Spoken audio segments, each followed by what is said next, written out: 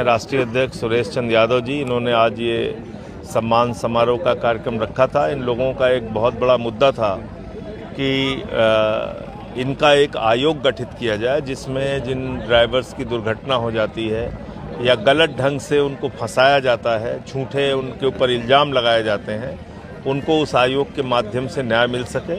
तो इस मामले को मैंने देश की संसद में उठाया, लेकिन मैं समझता हूँ इतना ही मात्र पर्याप्त नहीं है।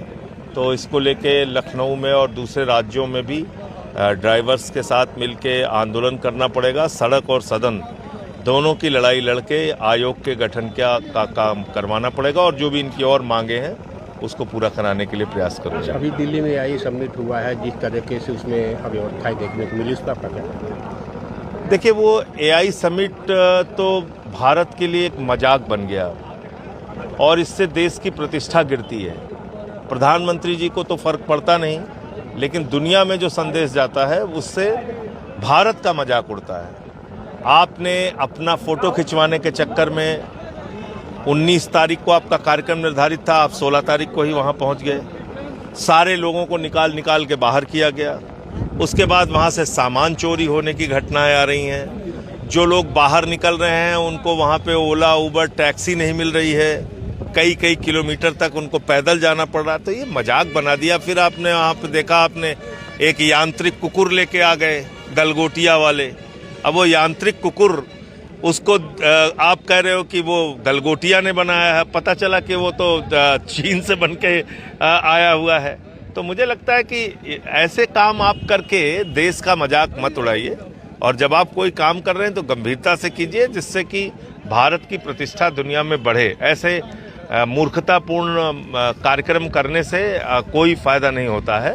तो इसलिए ये बात प्रधानमंत्री जी को समझनी चाहिए। हालांकि उनको ये बातें समझ में नहीं आती, उनके लिए अपनी फोटो प्राथमिक है और विश्व गुरु बन के घूम रहे हैं। बिना चेला के गुरु हैं वो, कोई चेला नहीं है उनका। संसद में एक LUP को विरोधी वीडियो नहीं, वो बिल्कुल गलत है। ऐसे किसी को जान से मारने की धमकी देना, ये क्या है? तो सीधे गुंडागर्दी है। तो इसलिए हम उसकी आलोचना करते हैं। अच्छा, ब्रजेश पाठक जी बटकों का सम्मान कर रहे हैं और एक तरफ मुख्यमंत्री जी का अलग बयान।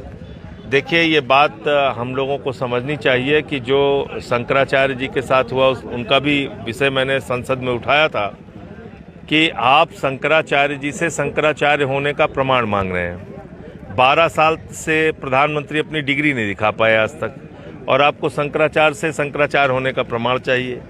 आप छोटे उनके शिष्यों को, बटुकों को चोटी पकड़ के घसीट के पिटवा रहे हैं, मरवा रहे हैं। फिर अभी सदन के अंदर योगी जी कह रहे हैं कि शंकराचार्य को अपनी सीमाओं में रहना पड़ेगा, और ये वो धमकी भरे शब्दों में।